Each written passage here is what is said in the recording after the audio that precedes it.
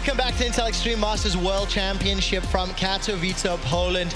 QG Reapers and Fnatic are currently setting up on stage, and that means we're about to get into our second best of one. Let's take a quick look at the Group B bracket. After SK Telecom have already taken down CLG, they advanced to that winners match. The winner of this game will face off against SKT in a moment or two.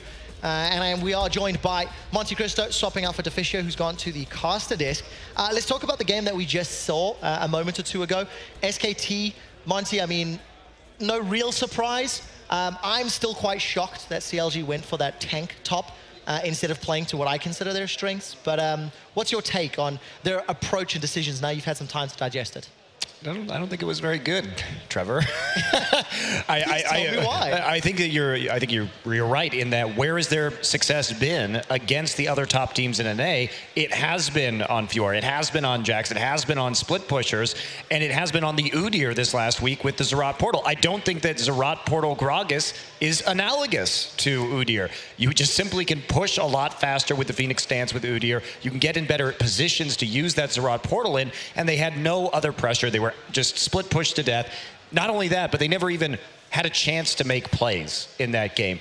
Every single time they were slower on the TP. Every time they were not able to make these plays with teleport, even answer SK Telecom's more aggressive team fighting. Well, it ended up costing CLG the game. It means SKT advanced. We're about to get ready for QG versus Fnatic, so let's head on stage where Shox will introduce the players.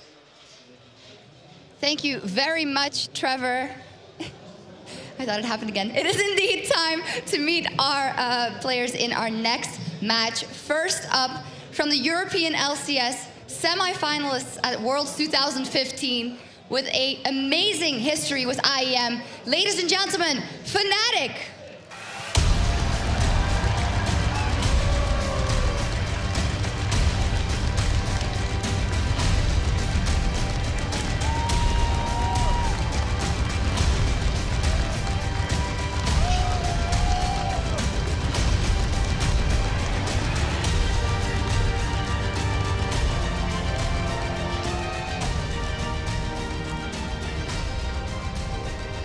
And their opponents today, a top team from the Chinese LPL, and their first ever appearance at IEM, Xiaogu Reapers.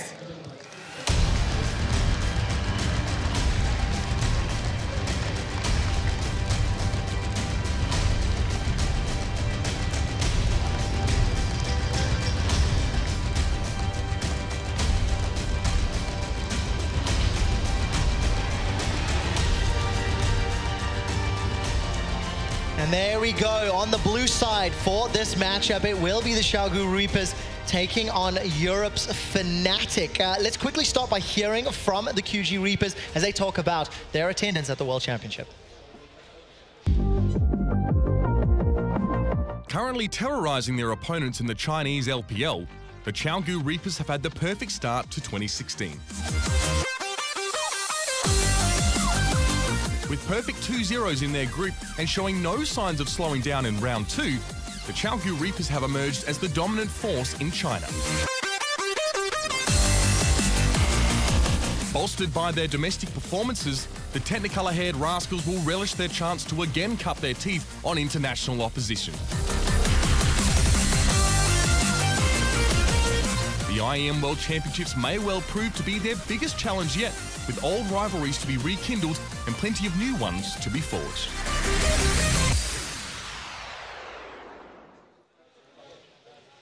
And there you have it, the QG Reapers.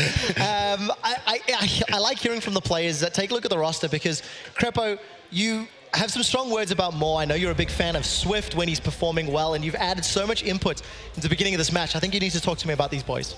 These boys, yeah, my boy Swift. No, Moore is interesting because when I played against him over in NA, I didn't think he was very good. Then he improved a little bit. Renamed as well. He kind of was like, haha, I'm no Moore anymore. I'm TCT at the time because his laner was TNT. And then this year I was like, damn, this Pekko kid, oh, he's good. He's really good. He's actually way better than T. Oh, it's the same player still, but he actually just improved. But it does turn out that it might be Uzi. Yes, to highlight, Uzi is the substitute who is here in IEM, and QG Reapers have opted to start Uzi instead of Peko. What do you make of that change? Well, actually, Uzi has a far higher loss rate for this QG Reaper team coming into this event. So perhaps this is a situation like SKT with Blank, where this event really doesn't have any effect on their domestic run so far, which is definitely more important to a lot of these teams over the course of the entire year. So why not get Uzi some more experience? Why not get Blank some more experience? Well, they can have an opportunity to play on an international stage, even though, of course, Uzi has tons of experience in that regard. Yeah, but they also did hit a bump just right before Katowice. So I wonder if that plays into it, because Peko was playing that series against RNG where they were 2-0. Then honestly, coming into that series, I expected QG to actually take it. So I was kind of surprised that RNG beat them 2-0 in the league. That may also contribute. We may also just have no absolute idea what we're talking about. I mean, would it be the first time? A glowing endorsement for the expert desk there, I like that one, Krep. We may or may not know what we're talking about. You just sound like IEM expert desk. There we go. All right, before this gets too silly, let's hear from Fnatic as they talk about joining us at the World Championships.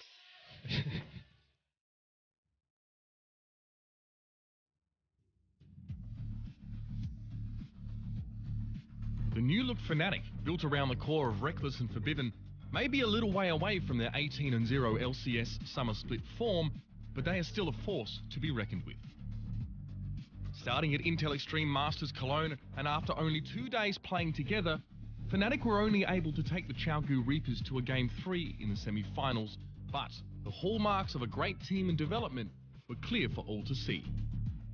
Having time to settle into the EU LCS seems to have helped, but Fnatic are looking for a breakout performance against some of the best to bring their past world-beating status closer to their grasp. Klai has also shown promising signs as Fnatic's new support as this team continues to rebuild into the powerhouse that they once were.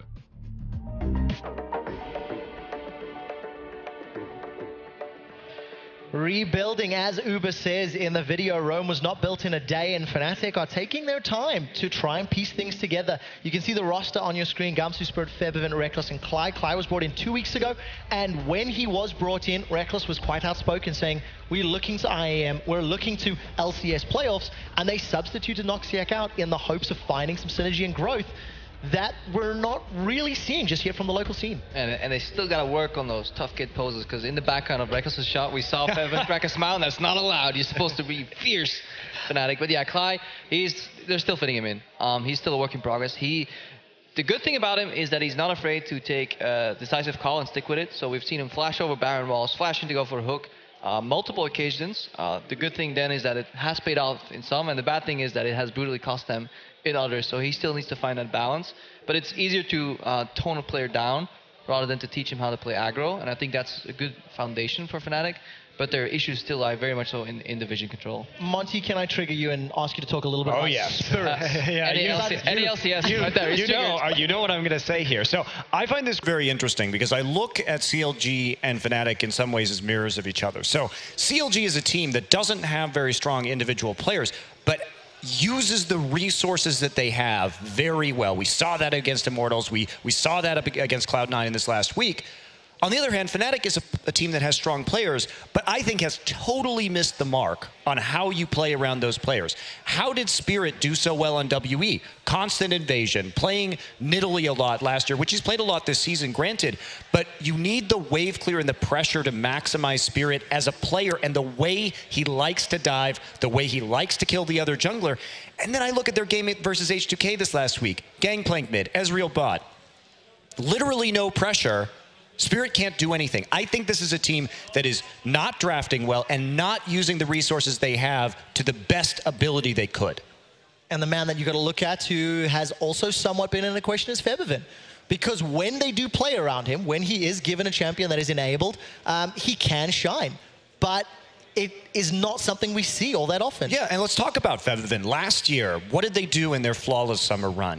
Because Huni was absorbing so many bans, Febiven got the power picks, Azir and Victor, high wave clear, high pressure champions that allowed Reignover to do a lot of work out of the jungle. This season, some of the most popular high wave clear picks in terms of Corki and Victor again, he's played each of them once.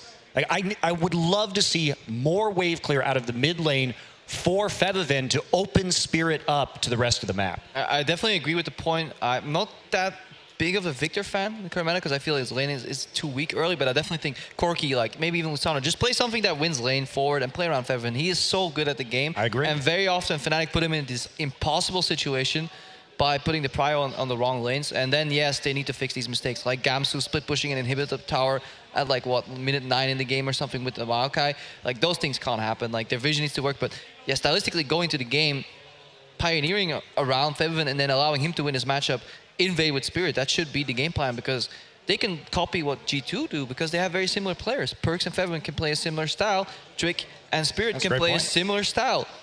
Both of them will need to learn how to close in the mid game, but at least get there first. Okay, get to that point. Let's talk about some of these other lanes because we've hit the jungle and the mid lane relatively hard, but let's also compare them against their opponents. You've now got Uzi and Moore going up against Reckless and Cly.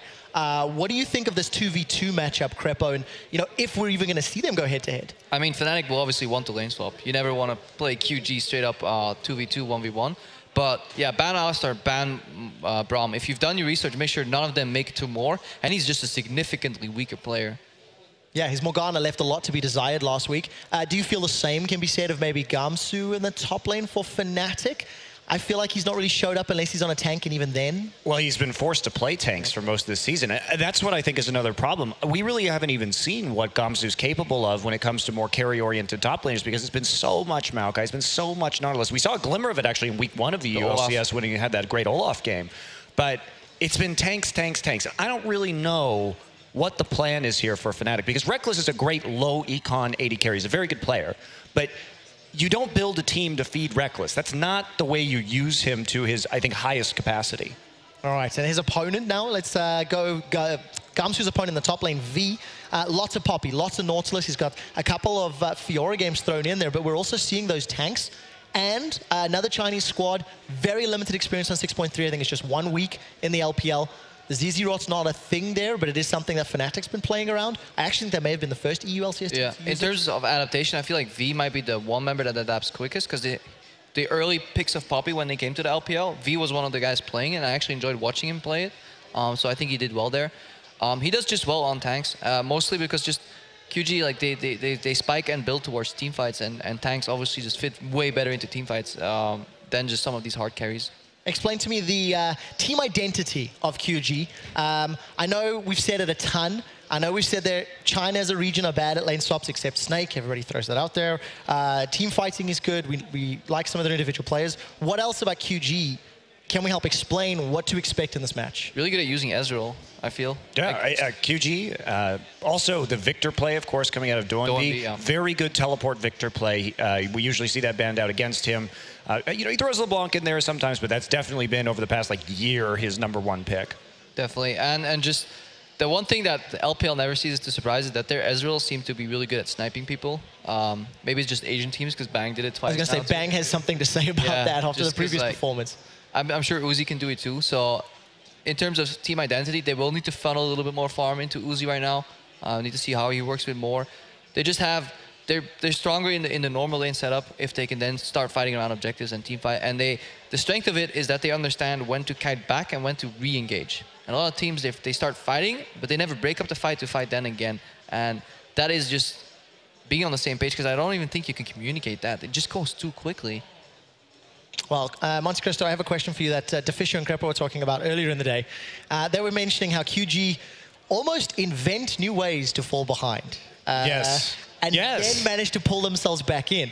How much do you agree with the statement? I 100% agree with it. It's like they're trying to learn lane swaps by going back in time to a year ago, and it's almost like they're trying to reinvent the wheel because we look at their matches last week, especially versus Royal, and they do this bizarre level 1 invade, four-man level 1 invade where they just lose the experience edge in the 2v2 because both teams swap to top. Yeah. They're playing red side, they invade the blue buff on the blue side, and then the duo comes into lane late, they get absolutely crushed. There's a 5-man gank in the top lane that kills them, and then they take the turret, and then MLXG and the rest of Royal just absolutely snowball the ever-loving crap out of that game.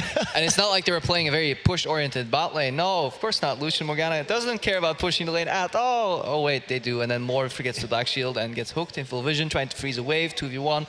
It was absolutely horrendous. So QG make these very peculiar. And that wasn't even a lane swap.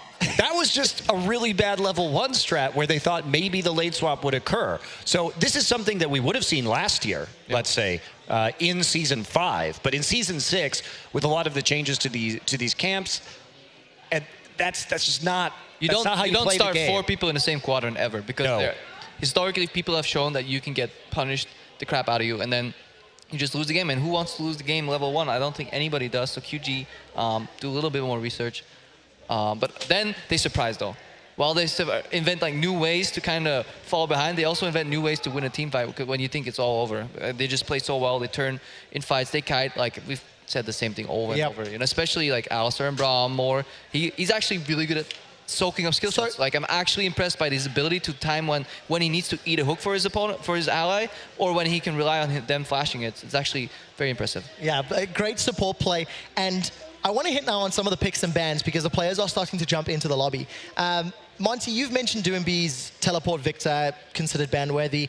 We know more on the Braum and the Alistar's fantastic. His Morgana's Black Shields last weekend were a little late, let's say that. But if there's a lot of high-priority bans that you want to look at getting rid of in those lanes, what should Fnatic be considering going into this? I mean, we can't presume to think in their heads, but what would you be looking at? Corki. Get the Corki. Use the Corki to push. What this match holds in store for me, and what I really want to see, is just duels between Spirit and Swift. These are both very mechanical junglers, great on Lee Sin, great on Nidalee. That's what I want to see, is a lot of back and forth between these two junglers and an emphasis on carry-style jungling from both of these teams. Well, we need to see if they're going to work out that way, because when Spirit debuted with Fnatic at IEM Cologne, he only played Nidalee. Only. And it actually started a miniature hate train for Nidalee in terms of how much, because at the time, there was a lot of debate about how good it was. Now, it's considered one of the best junglers. I mean, I was completely on the anti-Nidalee train until I saw the light, which meant, like, actually, you know. The light was Runic Echo. Yeah, that, and the fact that you don't have to gank, you actually just keep farming and you just do it quicker. Every camp is like 1 or 2 seconds extra, and then suddenly you're 2 or 3 camps ahead, and then you go gank and go, surprise, I'm a full level ahead of you.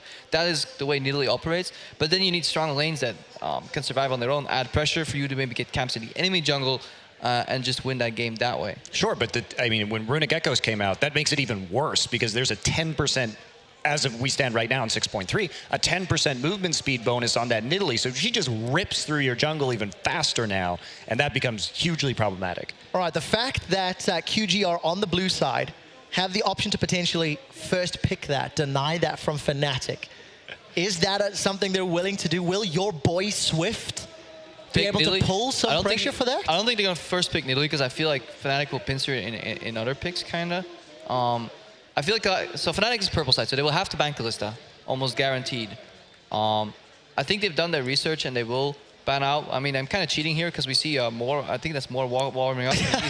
He's in a test game. This is what LCS players do, by the way. We're not very smart people. When we go in a test game, we warm up with the champion that we are most likely to play in that game. He just picked Thresh, so I think they're expecting the Braum and the Alistar ban / steals coming out, and bold prediction, I think Moore will play Thresh this game. Okay, that's a good distraction, but let's go back to the original point of Nidalee first pick. If you're not going to, like, how will Fnatic pincer either that, or will they remove it completely? Supports are just AD. Like, there will be like a Corki open maybe. Like, something has to. Fnatic doesn't have enough bans. It's interesting, right? Because Corki's only been played by Febiven once this split, and it was fairly recently. He has been trying to get his hands on Lissandra over and over and over, and has looked good on that champion. But, you know, DeFisher was talking earlier, he just wants early aggression from Fnatic, an early game jungler, maybe strong laners. It's how they beat Roccat. It's not saying a lot in the European LCS.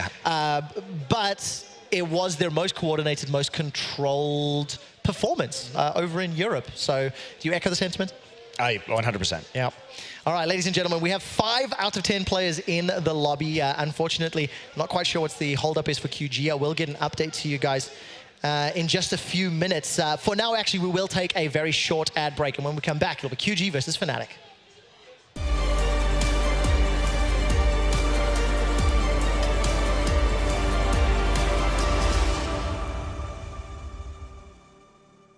If your PC is dated and tests your nerves more than your skills, is it time for a new one? Get the Intel Extreme Masters Limited Edition PC, built with the same components that the pros play on at the Intel Extreme Masters. Money from every certified PC board goes to the Intel Extreme Masters prize purse. Only in the best stores in your region. They come with a certificate and a unique holographic sticker. Play like the best and support esports with the new limited edition Intel Extreme Masters PCs based on Intel Core processors.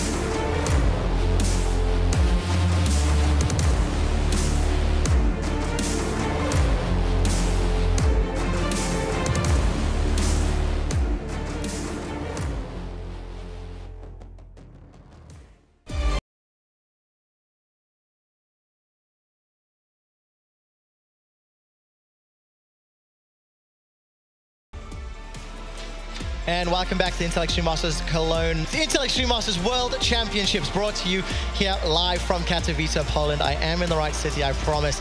We are still trying to triage the problem with the Xiaogu Reapers. So while we're trying to figure that out, you guys make sure you install Google Chrome. Go check out the program that I've been talking about all weekend long, plays.tv. It's a Chrome extension. It allows you to use a single hotkey, cut a macro from a stream that you're busy doing. It allows you to publish it to Reddit, to Twitter, to Instagram, and everywhere like that. So make sure you guys check it out. Before we carry on talking about the QG Reapers taking on Fnatic, we caught up with Reckless to talk a little bit about the tournament, his performance, and the substitute with Cly. Let's hear what he had to say. Days a week, and we try our hardest on a daily basis. You let me in, by the way. I would have said like constantly looking to improve meta to meta. So I wouldn't say we made any special changes going into IEM, but then again, it's a very, very important tournament for us as we're struggling somewhat in the LCS and we are looking for higher grounds than we're currently at. So IEM could be a very good opportunity to prove ourselves.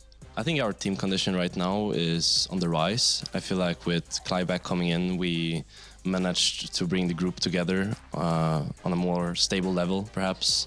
And also traveling around together makes the unit more cohesive. And I think we have a good chance of like becoming a really good team here, even though the results might not show it so far, and even though maybe the results are not coming with it from IEM. I still feel like just having the opportunity to travel with one another brings the group together on such a different level from what you usually have, so we'll be perhaps one level ahead of the other teams on that front going into playoffs.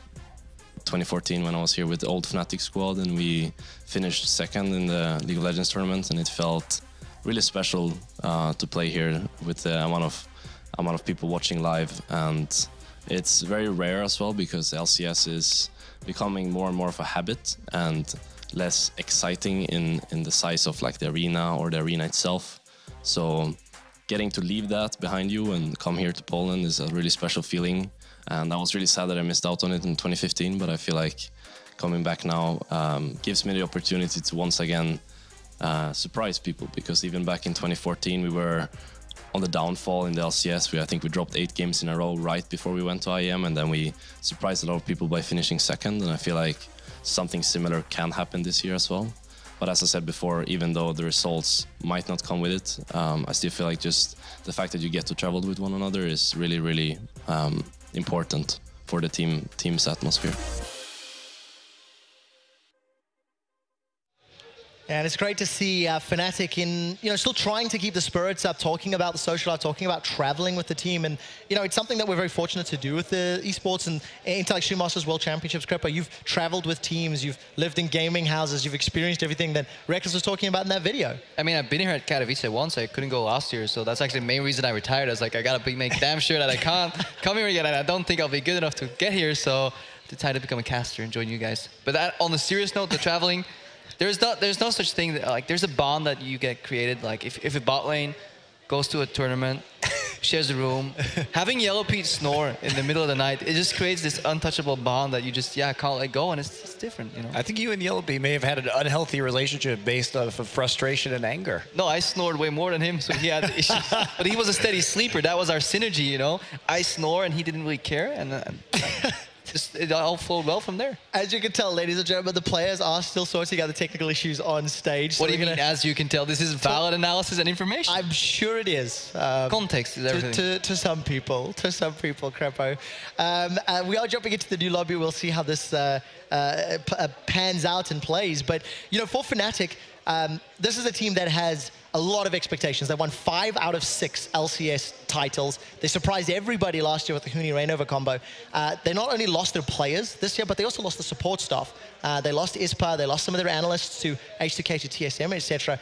As somebody who actually has a team and has experience in this, how difficult is it plugging in new analysts, plugging in new support staff to a team of players? I mean, you might want to check that out. Thanks, Crepo. Thanks a lot for the advice there. Next time you own a team, I'll hey man, if on that with you. if you need any advice on losing teams, you know, and relegations. Okay, great. I'll look to you for that one. But it is obviously very difficult. You have to have a very strong identity in terms of your coaching staff and a through line and an alignment between everyone as to this is how we're going to play this game. This is the strategies we want to operate and the style we want to play with these players. And so plugging people in with new ideas who may not be accustomed to that it's tough. It's very tough. Yeah, it is something that's challenging. And Fnatic, they're quite outspoken about Daylor. Daylor brings the head coach figure to a gameplay, and he's actually relatively outspoken himself in terms of the game knowledge he brings versus the authority figure and the problem solving that he inputs into the organization and then the support staff. Yeah, it just has a very clear vision, and I think that's one thing that we at least have to respect. Many coaches in the LCS seemingly have, not at least openly communicated, a vision for their team. So I like that. But at one point, you have to put that into question. Not quite yet, but I think looking at Summer, Fnatic still hasn't progressed, and then we can start questioning that vision, because we still don't know if it was, you know, all up to Daylor, if it was luck. You know, obviously he played a large part in it in Summer, but he had a lot of talent to work with, and it's easier to make winners into better winners, but it's very hard to mold a struggling team to get them to the top, because everybody else is I'm going to use that as my excuse. Thanks, Crepo. Got one now. It is a good one. We should be getting close to picks and bans, ladies and gentlemen, but just very briefly, let's talk about some of the coaching stuff, because we're seeing the Western world maybe start to catch up to Korea and China in that regard. What's your take on seeing some of the organizations in the LCS bringing in the supports and analysts and coaches? You ready for the rant? Tell me. For the rant here? Yeah, see you guys. So, I think the existence of the Coup Tigers last year blew that notion entirely out of the water. These guys were one coach, 5 players in a tiny apartment in Seoul that I visited. They didn't have these analysts. They didn't have sports psychologists. Grill opened up recently on his stream. They didn't even have money for air conditioning. All right, so I'm sorry, Western teams. This is a team that made the World Finals under the most sort of adverse conditions possible with just a bare bones support staff. Play better, straight up. Yeah, Monty. Renegades, play better. Play better. That's what the Western teams need to do. We'll see if Fnatic can take that advice. We are into picks and bans for the Xiaogu Reapers taking on Fnatic. Malphite, Lissandra, Lulu out of the pool. Victor Nidalee, there goes the Nidalee debate that we've had earlier. But both Alistair and Braum were available until the last ban. Any surprises there for you, Crepo? Kalista is open against Uzi. That's one surprise. And QG, after a solid 10 seconds, hasn't insta-locked it just yet. That's the second surprise. 2 surprises early, but we talked about the Braum and the Alistair coming in as major picks for QG. They have to pick Kalista. There's no way around it. Why? Why do you so strong?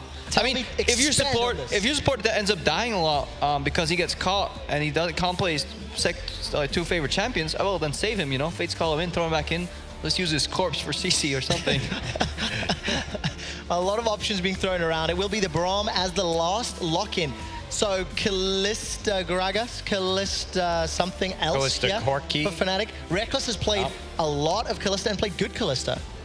I don't get this at all. I mean, this Kalista and Corki being up as possible first picks on the red side is kind of mind-boggling. Spirit's going to go after the Gragas. Feven doesn't like playing it though, doesn't seem, and maybe just wants to get the counter pick. Maybe he's waiting to just pick LeBlanc into whatever Duembi is going to play and beat it with some CC jungle pressure, because like Gragas LeBlanc, Gragas Lissandra, that can dumpster any mid laner that Duembi plays.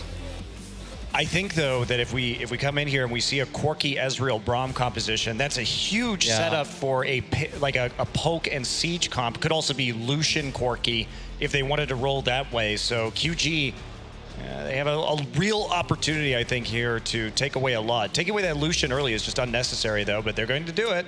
Yeah, the Nautilus goes over. Fnatic, there was a case to be made for picking Kalista Nautilus on the first rotation, too. Just put Gamsu on arguably the best tank right now. Just having split push. Let's see if Fnatic finally enables him to play something more carry-oriented into the Nautilus, because you can beat it. Well, there's your carry. There it is. There's top grade. Oh yeah, because there's no more flex, because Ragas is already locked in. Yep.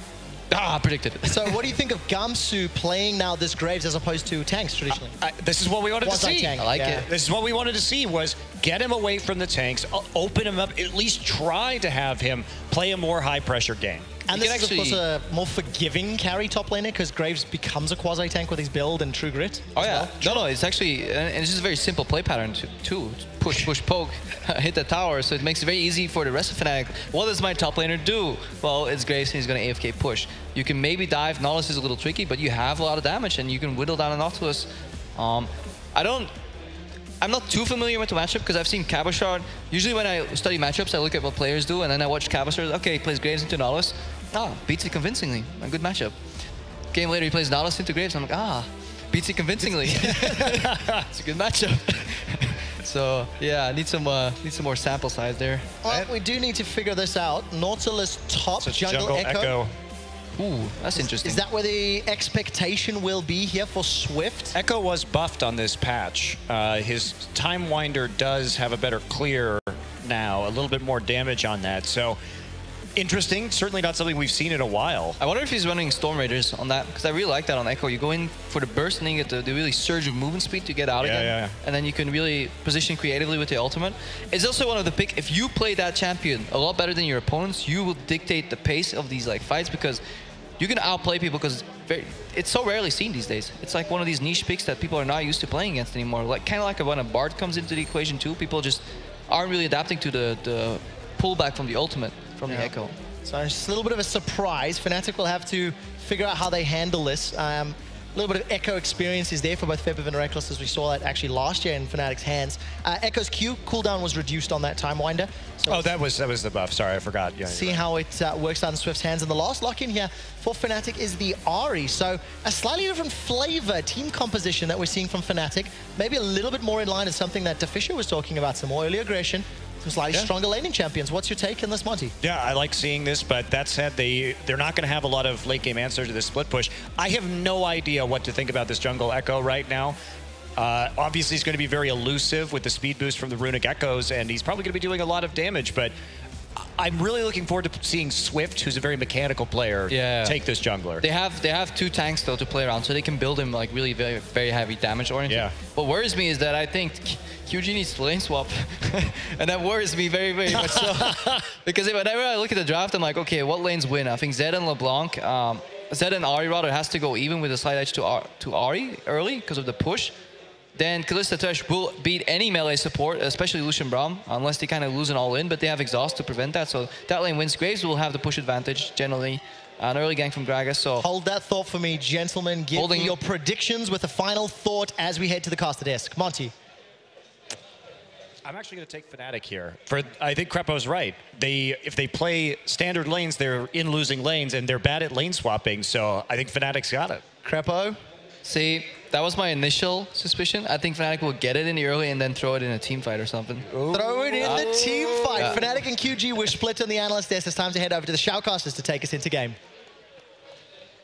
Thank you very much, guys. I am joined by the man that gives out advice on stream. We'll see what pearls of wisdom he will offer today. But DeFisio, what do you make of the pick and ban phase? Pretty exciting and aggressive for me. Yeah, some surprises. We don't often see like a Zed being blind picked, Echo jungle coming in. Was buffed yes in this patch, mainly just in the early game. 2 seconds shorter cooldown on the Q. Rank 5, it's still 7 seconds. That hasn't changed anything, so his late game is not better because of it. I think Fnatic, though, got a very, very strong pick and ban phase. You were excited about this. Oh, I like it. This is what I want to see. This is what I want to see. Yeah, this is what we talked about earlier, how when Fnatic plays these super scaling comps, they fall really far behind early game and have to like team fight their way out. Have been able to win a few games against weaker teams, and then also G2, who couldn't close out the game at all.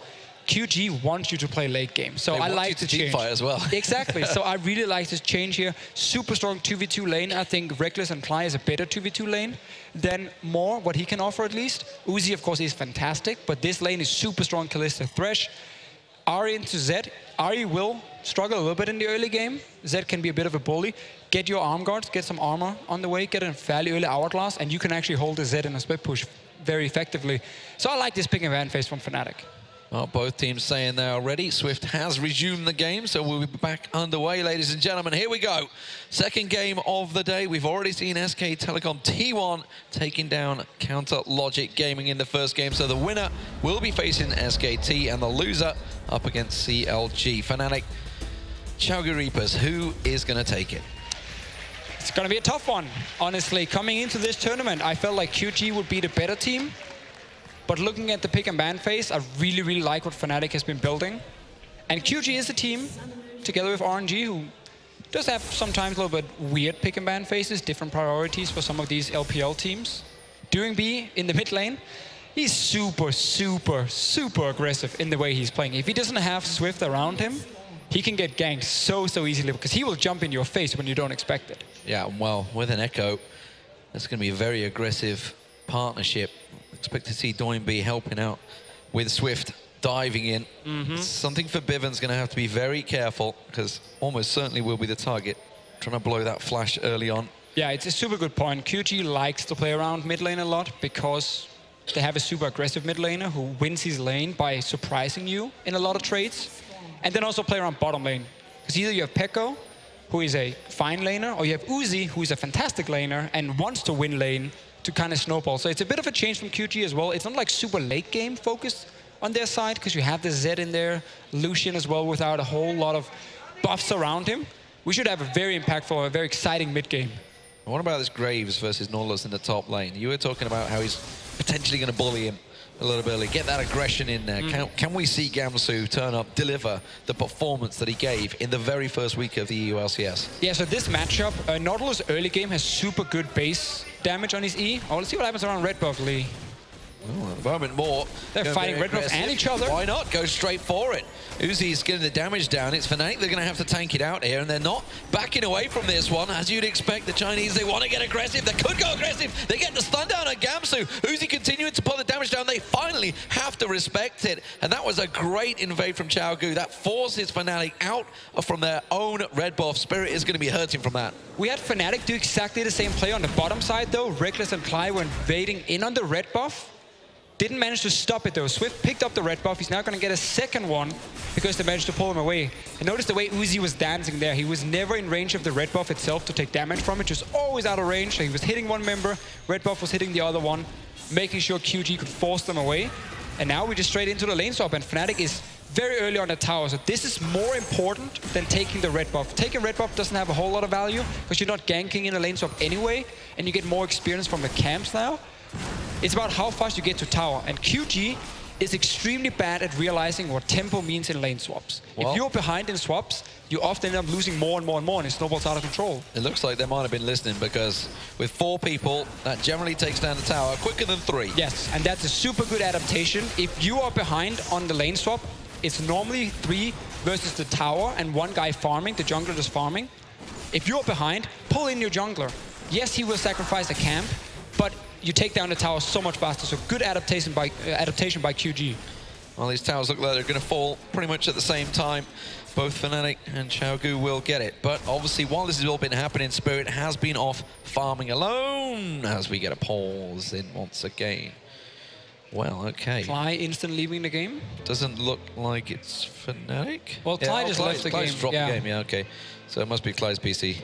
Yeah, you can see Dave, the admin down the end there, is like, yeah, my PC's kind of like bombed out. It's not in the game right now. Dave's like, yeah, you know. I think he's just surprised that QG actually understood a lane swap. He's like, hold on. We're playing the wrong team here. This is their way of doing a tactical timeout. It's pause. just like, whoa. Like, that's actually super smart. This is, like, when I talked to a lot of the LPL casters, they were kind of highlighting QG's way of lane swapping was often focused on take a tower and then try and freeze a lane, which is not very good, and they didn't like it.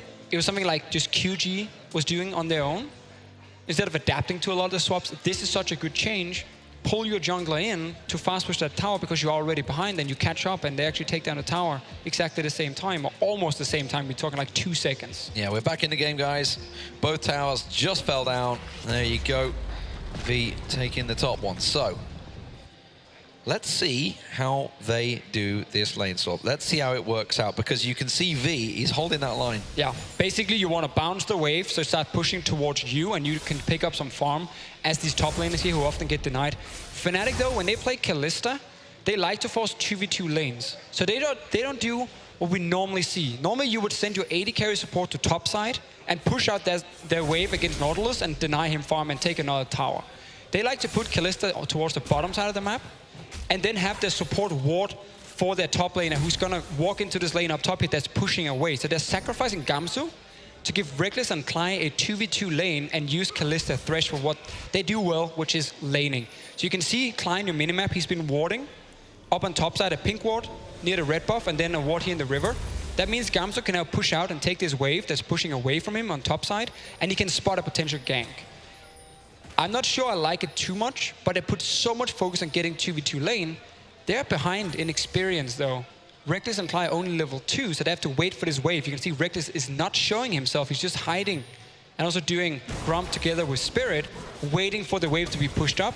Now Gamsu's gonna show top, and suddenly Fnatic are putting everything on this 2v2 lane.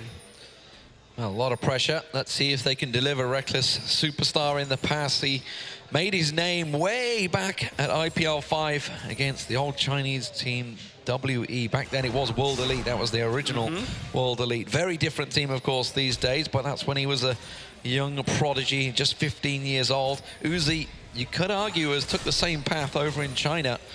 Very much similarities between the two. And Uzi really wants to get a rematch versus Faker in the next game. I mean, twice. Well, this is Uzi's chance because he's not been having the best of times over in the LPL. This is his chance to shine. He's going to try and take this full on. Obviously, Pico is here, so he's not the only one that's been brought along. Pico is here, but clearly he's been given the opportunity here. He didn't get Kalista, but he is on Lucian. And that's the thing. Uzi has been the sub for this lineup here because he's more of a lane bully, and QG is more of a late game focused team. Not often putting all the X into the early game. In this game, they are putting a lot of focus on early game, picking that Lucian, getting the Zed in mid lane as a blind pick. We see that early arm guard we talked about. Reckless taking some damage. Great combo straight away there, getting the stun down. They will put him in, but here comes the danger. Reckless is in trouble. Doinb dives on towards it, takes the initial tower hits, and juggles it beautifully for Uzi to pick up first blood. And all this, again, it comes from the lane swap. Remember, Fnatic were also invading in on that red buff before walking down to the bottom lane, then fast pushing tower and recalling with Reckless. So he barely picked up any experience on his own. So he's only level 3 to level 4 or 5 now of Uzi. So you're going to get pushed into tower. QG then says, we have a Zed in mid lane who can early push on Ahri. That means we can roam. Doinb roams to bot lane, dives in with the Echo, picks up first blood. Great early play from QG and a lot more aggressive in the early game compared to what we normally see over in the LPL where they're waiting for mistakes from the other team. They are proactive now, understanding how they had an advantage in the bottom lane. And this is also Fnatic putting so much focus on getting a 2v2 lane despite being behind in experience. How are they going to adapt? Chagu bite first. Yeah, for now there's barely anything Fnatic can do because you can't really dive Nautilus. You were just about talking about Nautilus. There is a big differential in terms of farm between him and Gamsu. Gamsu, you can see, sticking out, keeping the pressure on towards VV is just about keeping him at bay, but there is that big gap forming, as well as this gap in the mid lane for Bivin.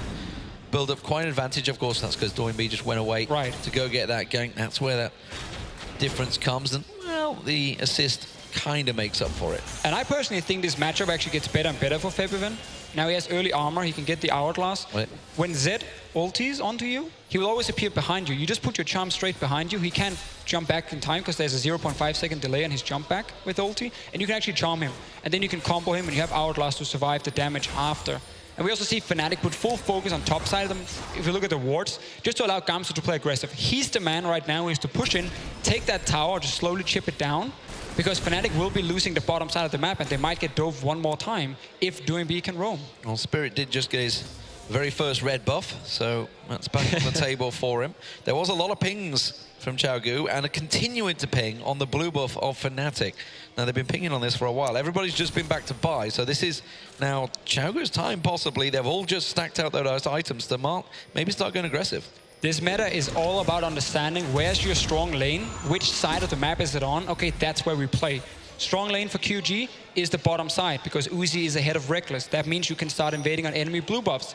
You also have a non-mana user in the mid lane against a mana user. So getting that blue buff makes it a lot easier for Zed to play this lane and not risk getting poked and poked and poked and forced out. They just spotted out Swift at the top lane. Gamsu saw him. They did have a ping ward there and immediately has triggered Spirit going straight down. They were looking at a bit of a wraparound and immediately Uzi and Moore did react. They backed away from that one. And I don't like Swift going top lane here at all because it's been completely warded by Fnatic. QG saw the move in there earlier And by him showing top, it actually allows Fnatic now to invade and get wards on the bottom side, and it forces Uzi to back away. Febiven also knows where the jungler is, so he can go aggressive on tower. And look how he's just staying towards bottom side, because he knows his jungler is there, enemy jungler is not. So I really do not like Swift showing top side here, because there's no chance of him actually ganking Gamsu at this point. They're trying to react to it. Oh, Clyde, been you're caught level 4. completely in no man's land here. He's got no support. He's going to be an easy pickup for Uzi here.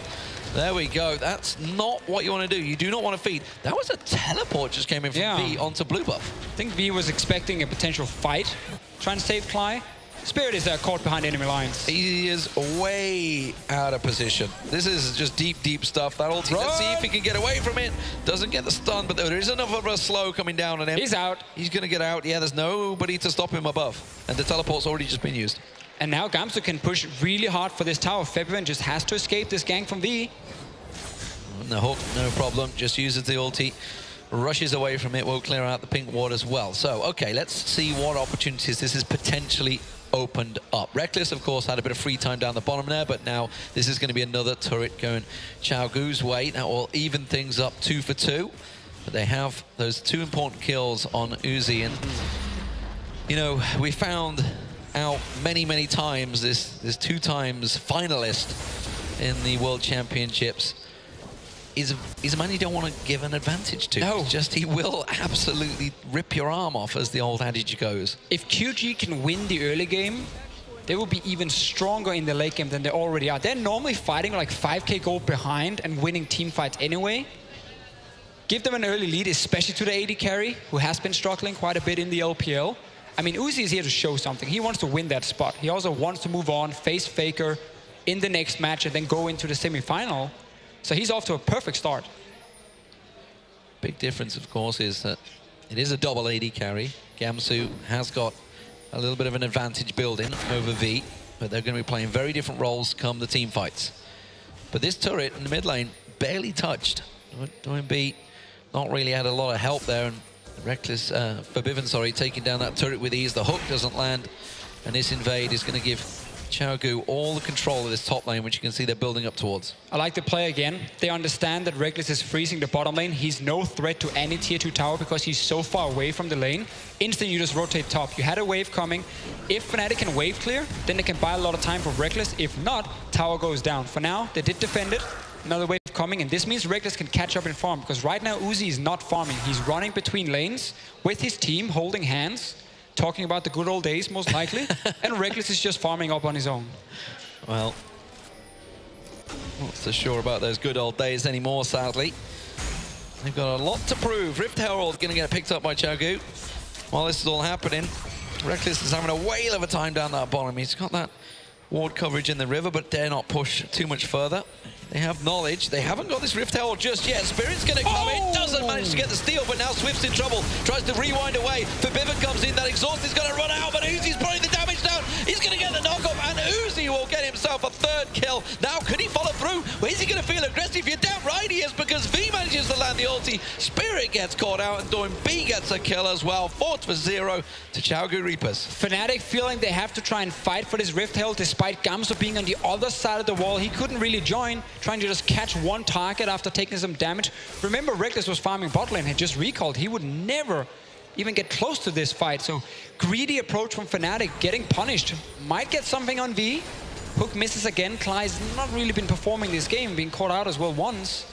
And Fnatic here just going a little bit too eager for a few kills. Let's see the situation again. So they want to try and see if they can steal this Rift Herald. That's ulti used by Gamsu, and most of the damage from Febiven onto Moore, because he's blocking very beautifully here, all the damage. And then Uzi's there.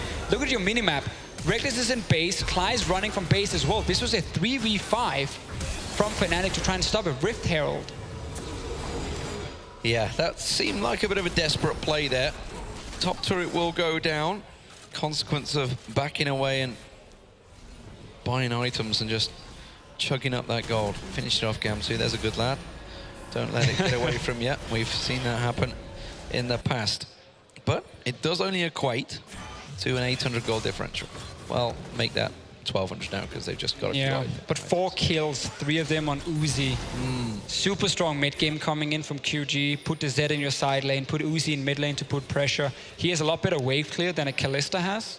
So he can actually fast push in the lane, and then he can leave the lane, his support can leave, his jungler can leave, and start going to side lanes and just apply pressure across the map because you're pushing first in mid. Because Febiven has to go and follow Zed. Febiven is the only man who can deal with the Zed. So he has to follow him around at this point, which means you lose that wave clear. Kalista doesn't really offer it. She can hit the minions and take them down after time, but she can't really defend. And Doomby taking some damage. Lands the hook, but doesn't have enough to follow it through. QG, plenty of support coming up there. Gonna keep my eye on all these swiftness boots. Start to clock in. We've already got 4 of them on the map. It is kind of the thing to do these days. I think it was Eva that had 5 of them. 5 swiftness boots yesterday, yeah. So we'll keep our eyes on that one. But as it is, Fnatic, as expected pre-game before the pick and bans, in trouble. I mean, we knew they were up against it here, against the Chinese. RNG clearly showed up very well yesterday, and immediately that put doubts into everyone's mind about how Fnatic would fare against QG. Yeah, I think a lot of it also comes down to maybe Fnatic tunnel vision a little bit too much on getting that 2v2 lane with Reckless and Cly after the lane swap, despite being behind. Yes, okay, Gamsu could win his top lane, but it's a lot harder to deal with the 2 members pushing bot side and also support then invading into your jungle, setting up these tower dives. Gamsu is ahead though, and Graves will become fairly tanky. Obviously goes for Sterix and more, and all these bruiser items that makes it so hard for an assassin like Zed to kill anything, not the Maw, but the Sterix. And also Reckless can go for a 3rd item QSS to stop the Zed ulti, and then you run out of targets because Hourglass will come in from Febiven. And that appears to be what Fnatic are reading into this. They basically just said, okay, Gamsu's ahead, way ahead. Let's just keep him off on his own, keep him split push farming. Obviously let Febiven go off and do the farming. And now Reckless has almost fell back into that. I'm just going to be this 3-man clump that will just try and get what I can. But look at your minimap now, how the lane has been pushed up by QG. This is what we just talked about. Kalista cannot challenge the wave the same way a Lucian can to just instant push out. Even an Echo in the jungle has pretty decent wave clear when he moves into a lane. So it allows QG to always push in mid and then walk into the enemy jungle. Because you can see Fnatic sit on the tower and farm. You walk into jungle, you put a vision, and that means Febiven has to then back away. He can no longer challenge the Zed because he doesn't know who's appearing behind him. And therefore, all of Fnatic has to play passive all of a sudden because you're losing the mid lane push every time. Reckless once again at his tower. Okay, well, Gamsu just shoved that top wave. Let's see if they can do anything about this one. Chagu, they have got the teleport on V. Should they require it, he's just going to have to please keep a hold of that. Spirit, going to get caught out there. Gets the ward in his face. Kills it out one more time. We're pushing mid lane for QG over and over and over. That's always step 1. Step 2 then is either go into jungle, put wards, or chip some damage on this tower. Get a few hits every time while your support moves in, and you can just keep the pressure going. Because you don't need to win the game in 3 minutes. Like, you can do this for another 5 minutes, and you will get that mid tower, opening up the map. And Fnatic has very few plays they can make other than trying to outplay you. QG mechanically are very, very gifted players. So those outplays from Fnatic has to come as a team, not one by one by one. We'll see at the moment. Situation normal, it would appear, and it's very static. Okay, now Fnatic. Now be careful now. This is the Rift Herald being started up again. We saw what happened last time. They are slowly shifting into position. You can see Clyde coming across, but he's going to be a little too late. They have the vision of it, and that will, of course, be picked up by Chaogu. So advantage continuing to go in favor of the Chinese team. Second Rift Herald picked up. And we're back in the side lanes. But with the Rift Herald being spotted, and so far only side lanes being pushed up, Febiven did have a chance if he wanted to go for an outplay, but also just to ward defensively one more time. Because he's just trying to wait for the opening, where he sees a chance, he can try and jump in. If he kills the Zed, you break the split push completely. You break the 1-3-1, and then Fnatic can move forward. Put pressure on towers. Maybe take a dragon so it doesn't start having this situation where dragons just keep coming into QG, and then you get 5 dragons at some point if the game keeps going on and on. So while we got a little bit of a stalemate, we might as well, you know, continue on with life advice. Please. You got nothing to offer the crowd today? I mean, I felt like we taught them enough yesterday. Okay. So what was yesterday? What was the education lesson? Lee. What were we going along the lines of? Well, put you on the spot here. It's on Reddit. You can just go and watch it one more time if you want to see it. I don't think... Safety first. Safety first. Safety first. That's the point, and that's actually what Fnatic is trying to do with all these defensive works here. Safety first. Do you keep your flash on D? I personally keep it on F, just again to break your little conversation here. I'm a D person. Are you? You like the D? I like the flash on D. Oh, Forbiven's gonna have to use that flash to try and get away. Dead. He's popped, he's dead. No escape. Spirit Rush was not gonna save him. And this is basically what QG were waiting for, constantly. Get into that jungle. Febiven finally oversteps almost. Doesn't have Hourglass yet, so he can actually get popped. Goes down, and now suddenly the 1-3-1 is paying off for QG, and they haven't really been under pressure at all. This is just slowly playing it out correct. No mistakes being done by QG at the moment. And this is a problem. But there is a gigantic gulf building for Gamsu. He is just going to continue spiraling out of control if they don't start to deal with him. But with Doinby and Uzi playing the way they are, they have the advantage still in their favor. You see Gamsu come along. He's the gatekeeper right now, effectively. But the problem is he's a squishy target. And we could easily see, you know, the Swift and Doinby combo just piling straight on. It's just like, okay, this guy's fair. Let's get him. You can do it as long as the defensive items are not completed. Like, that's basically what Fnatic is waiting for. That's why they're not trying to make any plays at all. So that's why we have this fairly slow-paced mid-game, where it's all about QG applying pressure, taking every objective they can, dragons. If you can get some damage on tower, take jungle camps away, you go for it. They actually mistimed this blue buff. They even had a pink ward placed on it. And then they recalled and went back in time for blue buff to spawn. So that's a mistake by QG. Gives some gold to Febiven, gives more mana as well for him to push it out, and obviously you don't want to give him any advantage. Well, pressure on the mid lane. Don't think we're going to be able to keep them away from this too long. You can see Spirit having to use that ulti. Actually landed it very well on Uzi. Good combo. Dispersed him in a good position, and if Klai had been just a little bit closer, could have maybe followed it up with something, but as it is, Fnatic, that's a good job. Bear in mind the Dragon has just respawned to send the AD carry back. Gives them a chance. Outlast completed for Febiven. Missing Hurricane, then QSS from Reckless, and then Fnatic might say, now we are ready to fight. Really good play by Spirit, putting in the barrel, it charges up, then he knocks Uzi into it with his ulti, and by, as you said, by poking him down, you slow down QG, because now he's forced to base, and it's all that matters, just get them into base. Don't let them take your mid tower, don't let them take your bot tower. Febiven will be more than fine now with Outlast completed. The pink ward battle continues. We're going to get action, don't worry. It's going to like, give it 5 more minutes and we're going to get big fights. So good. Well, there's the Dragon. We'll see whether Fnatic feel they're going to give it up. Yeah, there's no way they can get close to this one. You need Reckless ready to fight. So, second one goes across to them. Gamsu did try and apply the pressure in that top lane on V, but wisely steps away as the Dragon is collected. Now it's just going to rotate down the river and see if they can get themselves anything. Not a lot of vision in that river right now, either for Fnatic. We know that Chagu like to go for these early Barons.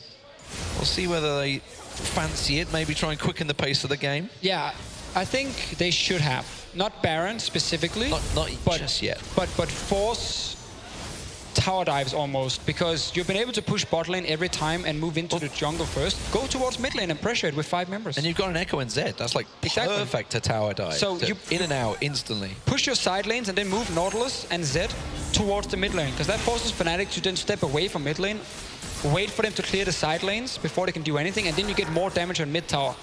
QG is just playing it like they're doing the first few steps. The last step that actually gives them this mid tower opens up the map even more. They haven't been able to complete yet because they are not accepting the fact they can't just push 3v3 in mid. They have to apply pressure from sides, move into mid, force Fnatic to step back or dive them if they stay, and then you can take mid tower. Obviously, again, we're far enough into the game that you can start baiting the Baron and then potentially get a team fight there. Well, we've switched into this interesting situation where the mid laners have all to do they're up against. We can see Forbiven's in the top lane. V was down there. He's just going to join the rest of his team while the pressure gets forced on. That means Gamsu is off the side against Doinby. Now, will he fancy going for the challenge? I doubt it. The reason they can put him there is because he has Sterix completed. Yep. Gives him enough HP coming with the shield to probably survive the burst from his Zed. I wonder though, if it's a good combo, I want to see if they can actually break through it. I don't think so, and that's why Fnatic are fine putting Gamsu here. Problem is you don't have TP versus TP for QG. You want actually V on bottom side now, so you can bait a Baron and he can always TP in. If he's on top side, that bait is kind of gone because your Zed is sitting bot lane. He can never really join, so Fnatic knows they're not starting Baron. So they actually have to swap the lanes around at this point. Fnatic are winning the swiftness race right now. 4v3. Ah, well done. Stacked in there, just waiting to see what the final conversion will be for Forbidden. Hanging on for quite a while, actually, before getting his tier 2 boots as a mid laner.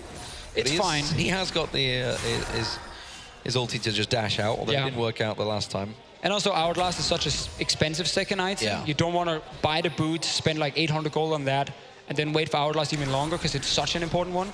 Reckless got his Hurricane.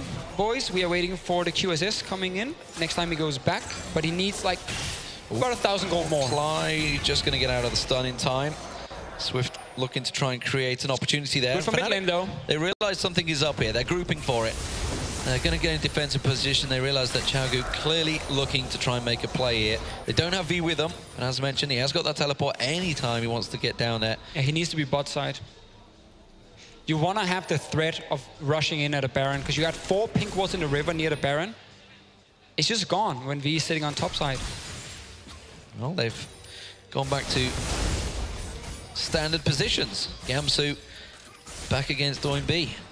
So mid lane tower must go down soon. I mean, come on, what are you guys doing? Just use his ulti there, actually, to push onto that. Just use his ulti to clear the wave and shove them all back and then just get those last couple of shots. So, mid turret finally down. That opens up the map a fair amount for Xiaogu.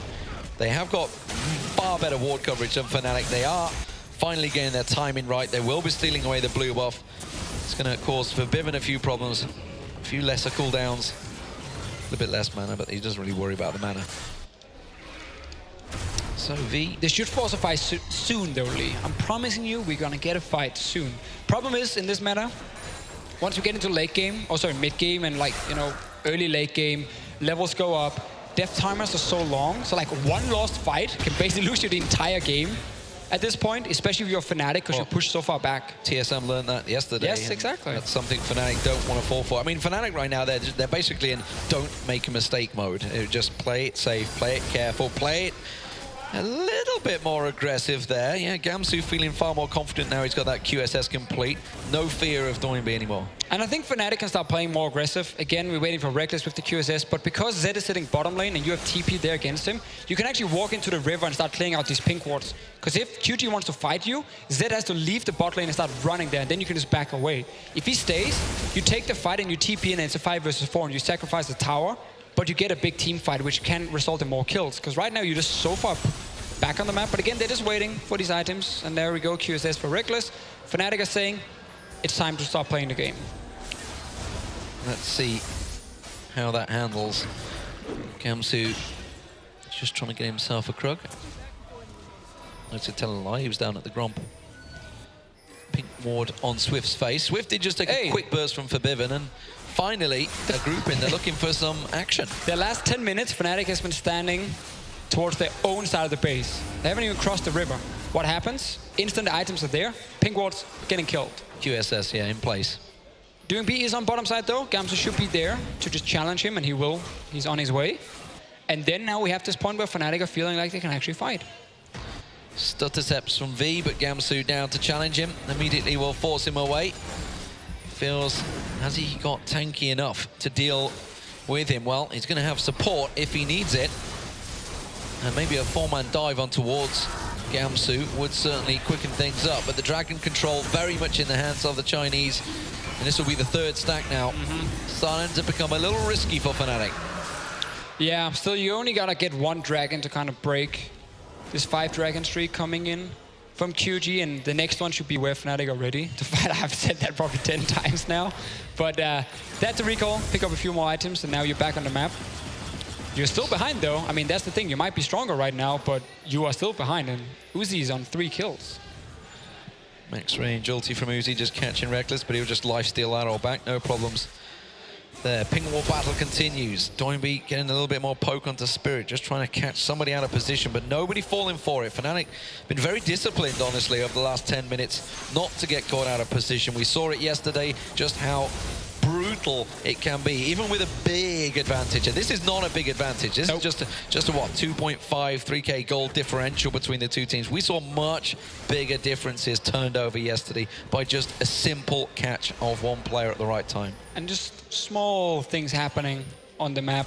Febiven pushes out top lane. That means his team can rotate mid because a non-teleport user has to go clear out the wave and they can push in mid. And it's just super small things that give you like 1 or 2 extra wards, which can then lead into 1 or 2 extra kills, potentially if you catch someone out or if you know you can take a fight because you have full vision. So it's super, super small things. Obviously not always very interesting to watch because it's so slow paced, but it is just the correct way to play it because you can't just start rushing 5-man into mid lane. Then you just open up to getting flanked and then you die. Well, I mean, if you look at Chinese teams of the past... They have tried. They have tried this. And then QG has killed them. Sometimes succeeded. Not so often, though, but Swiftness boots, all even now. It's all good. It's my own little mini-game going on there. 4v4. Uzi breaking it, wants the cooldown reduction build on Lucian. And, of course, Force boots for Forbidden. You'd expect that. He needs that penetration, after all. So, 30 minutes gone. 5 kills in this game so far. Definitely slowing the pace down after the early aggression. It was needed though. Fnatic started to fall behind. They still are.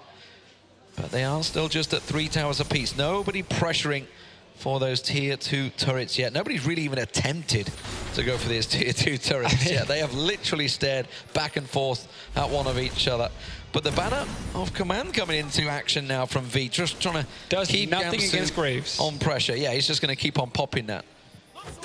Good item if he's against Febiven, but he won't be. So, Cly, can he land a hook? Yes, he can. Doing B caught out. QSS used immediately. They try to go aggressive, but look at the damage they get down. They try and catch on towards him. Doing B finally caught out the exhaust. Oh, he nice charm. Towards Cly. Doing B will catch him out. The charm was perfect, and Cly actually lives as well. Gets through the pop. It did give the tier 2 turret, though, to Xiaogu, and that, no matter what you say, is a much bigger objective. Fnatic could rush Baron now to force a fight potentially because there's still 40 seconds on the Z. Push down this mid lane here, wait for your members to show up. Yes, Ari doesn't have ulti, but you want to take a fight now, 5 versus 4, and you want to make up for the fact you just lost a bot tower. At least clear out the pink wards in the river, so you gain something from this. I still think they can actually start it. They should just start Baron here, in my opinion, and take the team fight. Well, Reckless is busy. Well, they played super safe. He went for the Grom. And they did play super safe. They didn't even clear out the pink wards. Clyde just held defensive posture. And Jaguar were totally ready for that. They were already moving into position. Yeah. They were expecting it. And probably... But you wanted them to, because you wanted to just disengage from Baron after and then take the fight onto them. Still TP and Gamsu. This means you actually didn't gain anything. You got a kill, but you lost bot tower. Yeah, you actually lost. Yeah, you lost golden. The only thing you got was the summoners of the Z, so he has to be careful. And that's about it. So Fnatic can push up one more time. It's going to be around Baron. They have to set up fights. When you have Kalista, other team sleeps for 5 seconds, Baron is dead. But hey, Fnatic got a kill. They got a kill. That's something. First kill. Something. It took, what, 2 ultis, I think it was? Yeah. 2 ultis, Kalistas and Forbivens. Sick charm, though, by Forbiven when he saw the Z ulti. Saved Cly. And now QG, once again, is in control. Zed should not be able to actually push up bot lane. If he does, he should get killed. In control's on the main stage right now doing StarCraft. Is he? Let's call him in. Jeff. How about QG being in control? He'll know all about that, I'm sure. But as it is, not a great deal happening here, boys. This is a bit of a quiet one, a bit of a League of Legends and chill type affair going on. Yeah. We're supposed to be more aggressive, honestly, in the early to mid game. I feel like if we lied to all the viewers instead. Kind of lacking the chill part because there's just nothing to get excited about. No sexy time going on here, that's for sure. Killing a lot of minions and wards. That's been about it for this game. Well, we're seeing people approaching the 400 CS mark. And that's when you know we're going to be going the distance here. It is going to be Uzi that will hit it first, no doubt about it. 386 CS. Soon we will get a fight because Dragon is spawning in 30 seconds. I'm starting to disbelieve you because you said this about 20 minutes ago. I mean, we have to get a fight at some point. When 5 Dragons are coming in for QG, Fnatic has to do something. They're putting them at their top laners on top side because they want to fight for Dragon now. So Fnatic are ready to fight. There's no flash on the Z. You have QSS, you have Outlast. Like, this is literally your best time to fight now. And look at their positioning. They're all starting to take control of the river. They want this dragon this time around. And Xiaogu realize it. There's going to be Gamsu. He's back into base, going to make sure he gets that last item before he TPs in as required. Looks like V wants to try and interrupt him, no. But he was spotted going back, so V Fnatic has to fight. Won't go for it. They have to force the way in here. Okay, Dragon started off. Here comes the teleport. Gamsu teleporting in. And Xiaogu immediately back away. Tried to get a flank from V there. That's a good ulti coming out from Uzi. They're going to catch on towards them. That's going to be Spirit called out. Reckless pulled out of the danger, but the damage is coming out from Xiaogu. They are absolutely wrecking Fnatic in this one. They're still clumped up, and that is a perfect situation. Doinby, though, goes down. Gamsu hasn't quite got enough flashes out there. Forbidden tries to get around the back line. Forbidden can get himself a double. It's going to go to Reckless. He gets around the side. Gets him down to 2v2. V very low. Uzi just trying to keep them away. There's this big danger from Uzi. He's going to get himself back life-stealed up. But we go for a 3-for-3 in the end. Nobody gets close to taking Dragon. That's good. That's more fighting. Yeah, it's very good. I'm excited. So basically, this almost looked super, super bad for Fnatic at first because the entire engage is onto V. He TPs in here, setting up a potential flank, then realizing he can't because Fnatic is backing away. So all they're doing now is hitting him, and then they engage from QG at the same time. Super good coordination in, forcing QSS from Reckless and getting a lot of damage at the same time. And then in this little choke point here, you're just fighting them. Feveran hasn't been able to do enough yet. Jumps in with the last charge, pop the hourglass. Gamzu's able to hit, and Reckless is killing the Grump at the same time, also to lifesteal back. And this jump from Feveran is so key, picking up 2 kills, or part of 2 kills. And it's a 2-for-2. No one has gotten the dragon, remember? Everyone is now back alive once we get our replay. And the position advantage, you can see Reckless playing it. There's Fnatic picking up the dragon. Don't think Xiaogu are going to get close. Doinby's coming in. Uzi's coming in. V's coming in. And they are going to get out alive. Reckless takes that lantern. Spirit flashes out of the danger. And Xiaogu finally relinquish their power, their grasp on the dragon. But back in that team fight, Reckless' positioning, he QSS flashed out, was on next to no health. There was about 100, 200 hit points, would have been taken down easily, but they had that little choke point around the Gromp that Uzi just couldn't get into him. He couldn't get the damage down, and it was almost ineffective for a moment until he decided to dive in. Super, super close fights, and we're going to get more of those. And Fnatic are still in their position. They can't lose a fight. They will lose the entire base. Obviously, we can almost say the same for QG at this point because outer turrets are gone. So it's just tier 2 towers, and with the super long death timers, so little you can do. And that's also why it's so tense between the teams. No one wants to make that super aggressive play unless they really have to.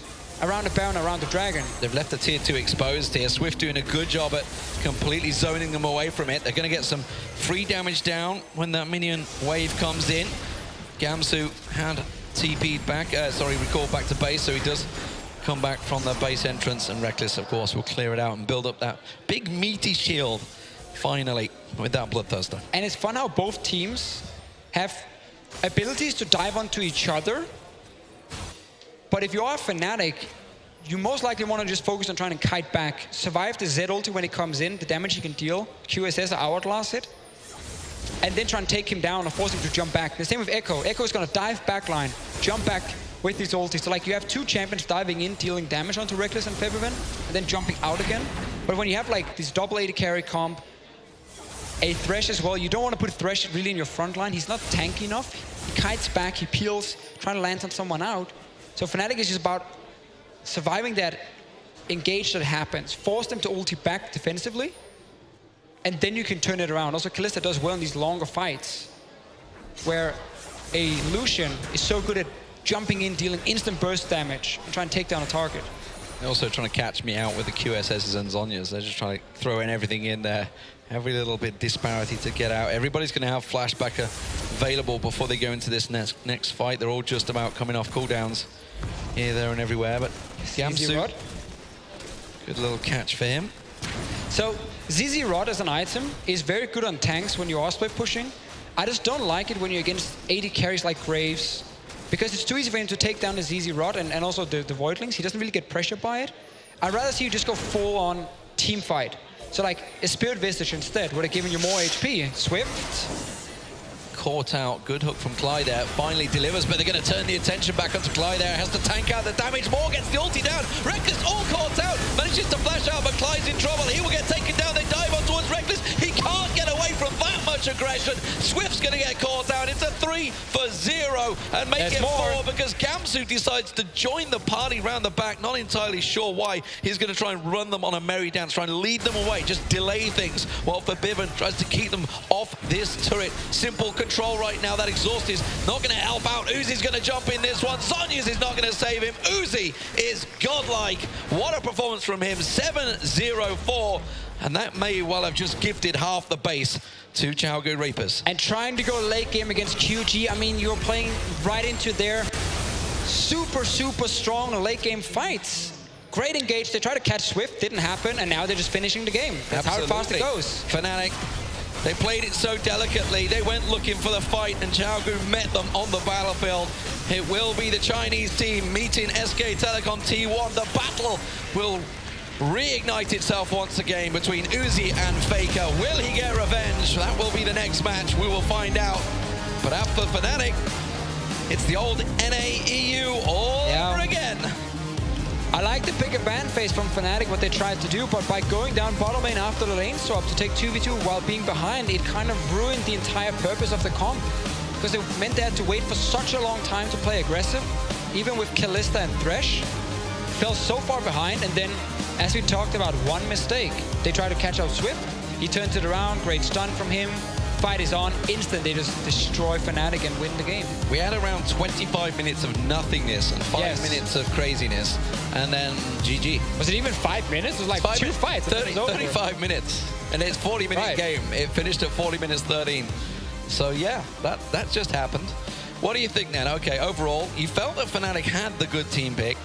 They just didn't use it, really. Again, it's after that lane swap. Yeah. Reckless and Clyde losing 2v2, being behind in experience, and then when I felt like Fnatic actually had chances to force something in a potential 4v5, they played it extremely safe. Like, we can rewatch that moment where they kill the Zed and lose the bot tower.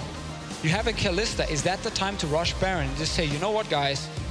Let's go aggressive. We might get a team fight here.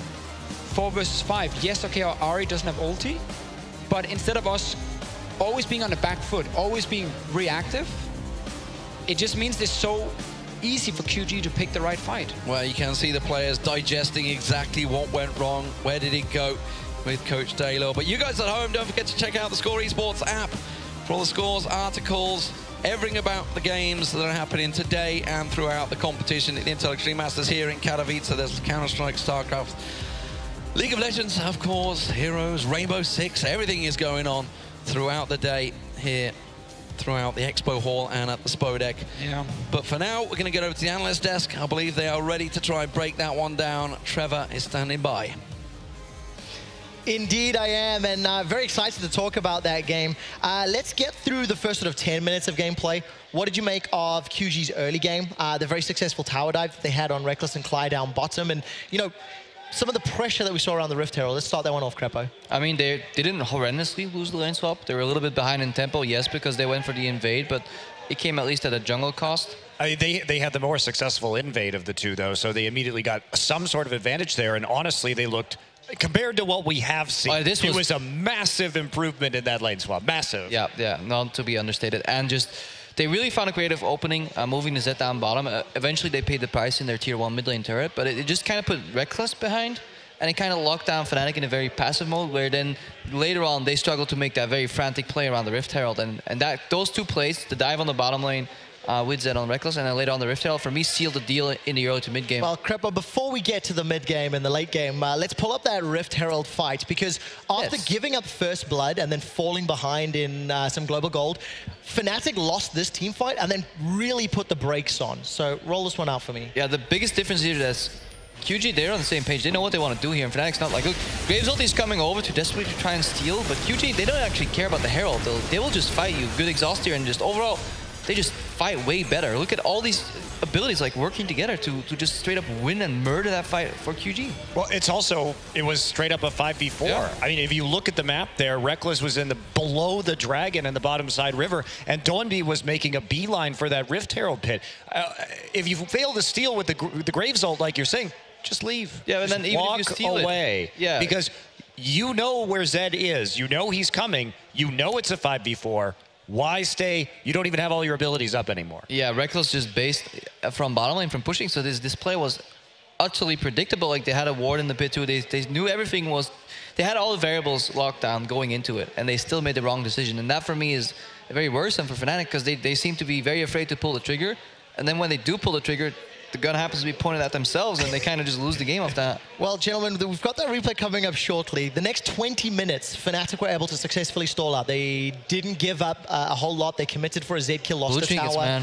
Blue trinkets all the way, but they stalled the game until they hit a power spike. Let's pull up the second replay, which was the gigantic team fight around the blue buff. And maybe, Monty, talk us through what you're seeing in terms of this fight.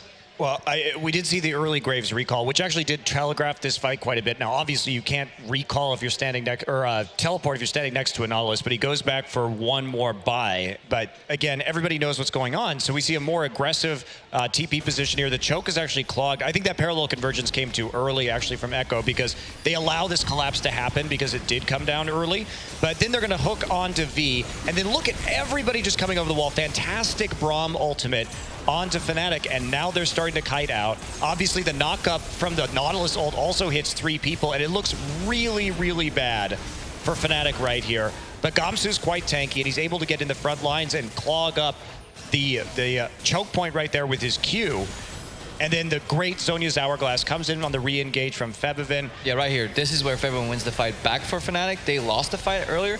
So many teams, when the Nautilus is in that little corner there, they will panic flash out and be like, okay, I'm here. One guy's on the right side, 4 on the left side. Well, logical decision, I will flash over into safety. No. QG, they were communicating, okay, let him closer, closer, closer. More jumps over with his stand beside or stand behind me, whatever it's called. Then against the 3-man ulti, 2-man knock up in the backside. You get the Nautilus depth charge that start knock everybody up. Like this very, very clutch, small death ball area is where QG want to fight, and Fnatic completely gets surprised by the turn on the Nautilus, and luckily for them, Febiven has a fantastic outplay at the end, but that was just another like showing of how good QG are at reading these fights and how well they communicate, because they were all on the same page. Yeah. You didn't see anybody, oh, we're fighting, all on the same page, all with the same goal in mind. If Febiven didn't have a couple charges left on his Spirit Rush there, they would have been absolutely wrecked in that fight. The fact that he was able to Zhonya's and then continue to use the Spirit Rush to help clean up those last 2 kills, like you're saying, I agree, is absolutely clutch. But it was just such an intelligent use of the terrain. What did they have? They had a bunch of line skill shots.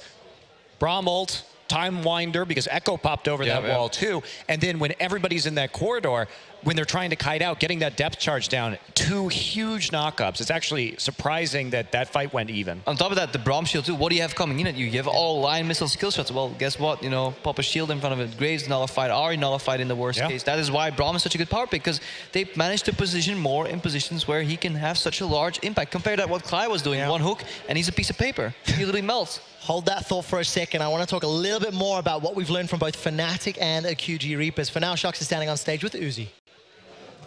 Thank you very much, guys. Indeed, congratulations, Uzi, and thanks for assisting here in the translation. I want to ask you about that early game first up. You guys are always so aggressive, but in this one, it was very methodical as well. Can you walk me through how you got so far ahead in this early game versus Fnatic? 其实你们这场比赛跟 Fnatic 你们前期不是压制了 Fnatic 很大，然后就可以谈一下你们是怎么就是这种的压力。 我觉得，因为我们在前期可能就是选择主动换线，可能让他们有点措手不及吧，然后就在前面就打得很顺畅，然后就一直这样压下去，也没有给对手机会吧。 So he said that he thinks that because they had a very successful lane swap, he said that maybe it threw Fnatic off a bit, and then because of the lane swap, you know, they were able to play things out very smoothly. It was very noticeable. They were very good in that lane swap. Is that something that they have particularly focused on coming into this tournament? 就你们在这次的比赛是不是很关注这种换线的打法吗？对，因为我们觉得就是换线可能迅速推塔，然后因为我们这边是准备打4-1分推嘛，然后就决定就是会让杰一直去分带，然后就希望大家都能好好的发育吧。So he said that he does think that lane swapping for them is pretty important. So when they came into this competition, they like lane swapping because they can push turrets very quickly. Also, they like going for that 4-1 split push, and because it also gives the players some time to farm. Definitely does, and you got very much ahead, Uzi. How important is it for you to have this good first game, very good first game here, knowing that, of course, Pico is also here, the other AD carry for your team? 就你在这第一场比赛就表现得很好嘛？那你觉得这对你个人来说是不是很重要？因为毕竟你们 QG 也是有带了一个替补，然后你们的替补也是 ADC 嘛 ，Pico。我觉得，发挥的都是看团队吧，因为我和我们的另外一个 ADC 都会轮换着上场嘛，然后就是可能更看重于当时的表现嘛，所以说。就是大家的发挥都很看重嘛，都挺重要。So he said that the success comes from the team. So as to him and Peko, they take turns playing, and then whether or not who is more successful also depends on the entire team. Very diplomatic. Next up, you're up against SKT, the reigning world champion, and Bang had an exquisite performance in Game 1. How do you think that matchup is going to play out? 就你们下一把就跟 SKT 对打嘛，然后他们毕竟也是刚刚赢了 S5，还有 Ben 刚才也是表现得特别好，然后你个人觉得会怎样？我觉得很强吧，然后一直看他比赛就觉得他挺强的，然后也没有对战，就是一起对战过吧，就是很期待等下可以就是和他打。So he thinks that Bang is a really strong player, and from some of the games that he's seen Bang play, Bang is also really strong. And he said that because he's never actually played against Bang before, he's really excited to play him this time. It's going to be a great match. Good luck on that one, and congratulations. Thank you, Uzi. Very diplomatic, as always. Take it back, guys. Thank you very much, guys. We will have a China versus Korea winners match final coming up. SKT taking on the Xiaogu Reapers. I think I was relatively impressed with Fnatic that game. They had a few early game mistakes, but then they stalled out long enough to be relevant. In contrast to some of the performances in the EU LCS, where they've fallen behind, made more mistakes, we didn't see that on them. Admittedly, QG was not applying a lot of pressure either. I just want them to play Corki, Trevor. That's what I want. Monty's a simple man. I'm a simple man. Corki open. I pick Corki. Nobody even picked Corki. Be like Monty. Corki's so strong. Just play Corki. For me, it's like Fnatic, yes, they kind of stalled, but I mean, what did they build? They built themselves a pick comp, and then they go in a lot of these situations with ultimate hesitation. Like when they caught the Wimpy in the jungle, yeah, they killed him. Could have killed him 5 seconds earlier if they were actually, okay, go, go, go. If you see how that last team fight played out, do you think anybody on the side of QG was hesitating? The call was go and everybody went forward and they just almost blindly follow it. And they surprised me sometimes when I watch them. I'm like, there's no way they're going to get all these kills here. Maybe one guy. Train keeps going. They never stop. And Fnatic was like, okay, we hit a skill shot. Now what? Guys, do we go? Okay, let's go. Follow up. Do we want to face call? Okay, everybody in unison. Everybody votes yes. Okay, let's go then. It's so delayed in their decision making, and if you want to make a pick comp, sure, you can use your fog of war to your advantage to maybe stall the game, but you will never win a team fight versus a team fight composition. And they kind of delayed their execution, and eventually it fell, and that was Fnatic. Yeah, and it's very simple. It goes back to what is the purpose of a pick composition? To pick somebody off and then to take an objective. How you do not play a pick composition is pick somebody off, lose a tower for that pick, and then do nothing like Deficio was saying with that 5-man response. Was it a risk to take that Baron with those ultimates down? Yes. Absolutely. Yes, it was. Should they have done it? I think so. Yeah. And it didn't work out for Fnatic, so they do fall to the QG Reapers. They will be meeting CLG in a best-of-3 a little bit later today. For now, we're going to take an ad break, and when we come back, it is SKT taking on QG for a spot in the semifinals.